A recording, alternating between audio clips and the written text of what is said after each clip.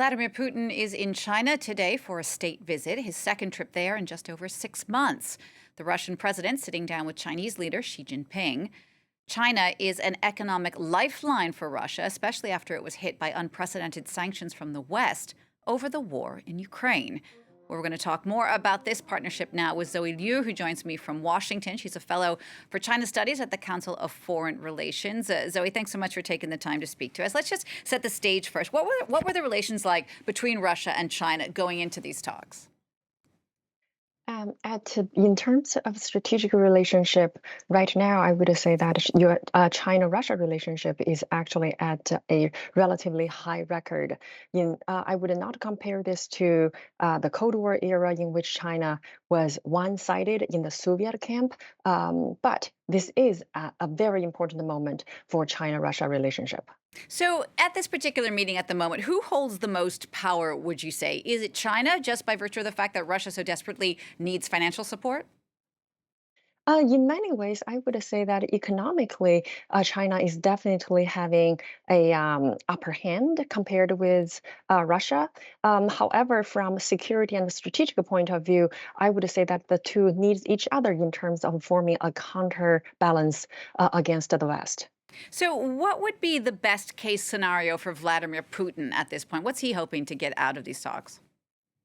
I think it's very interesting to look at even the Moscow Times in terms of observing the differences in agenda.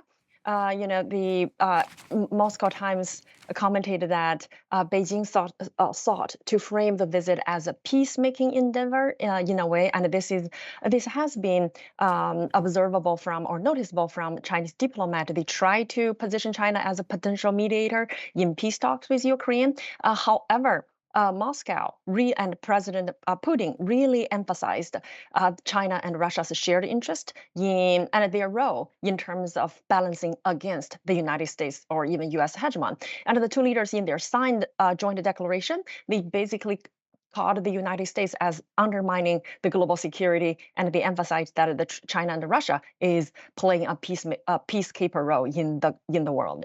Well, you were mentioning before the war. What is China's position precisely regarding the war in Ukraine? Well, so far, as Putin's invasion of Ukraine, the war has been dragging on for over 2 years now. So far, China or President Xi Jinping never called the war as an invasion. And on top of that, despite that, China has not supported. Putin's war in Ukraine with lethal weapons, it continues to provide economic support. How does Xi Jinping, would you say, straddle the two camps? I mean, he just recently made this tour in Europe. Just last week, he was here in France with Emmanuel Macron. Now he's with Vladimir Putin. I mean, it's not easy to juggle the two. I think you are right. His diplomatic and social calendar it must be really, really busy.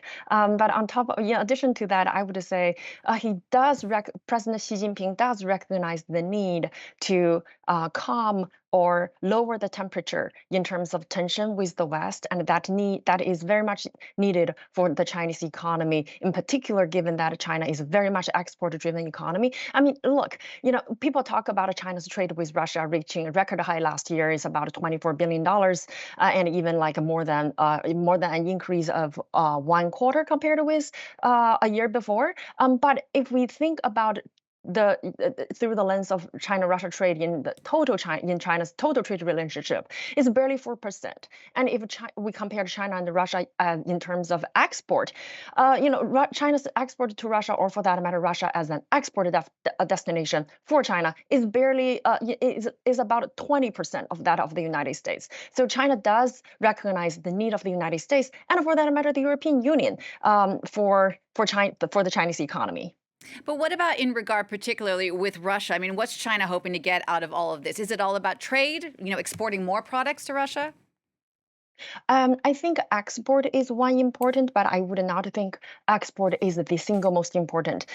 One thing that we probably want to recognize is that in a lot of ways, this exercise, Russia's reaction to the West collective economic and financial sanctions, provides a lot of lesson for China to learn, especially in an extreme geopolitical scenario in which there is a war. There was a war broke out between China and mainland China and Taiwan. So from that point of view, in terms of how to mitigate economic sanctions, financial sanctions, and how to trade in terms of energy, in particular, maintain energy trade relationship in an extreme scenario is also very important.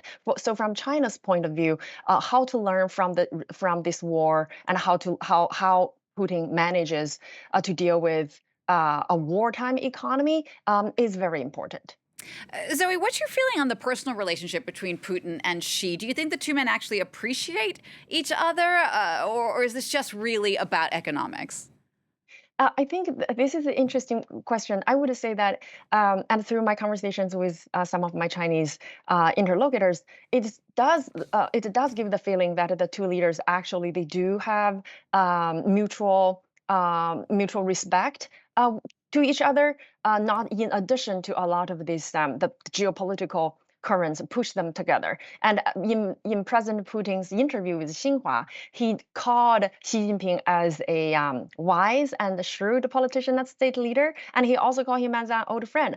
But I mean, if just at bilateral level, right? If just at two normal people, if you have been meeting with each other since 2010 and you have been meeting for over 40 times, I would say the relationship would actually be better than on average in terms of Xi Jinping's relationship with other world leaders. Okay, Zoe, thanks so much for sharing your expertise with us. Zoe Liu speaking to me there from Washington. Thank you for having me.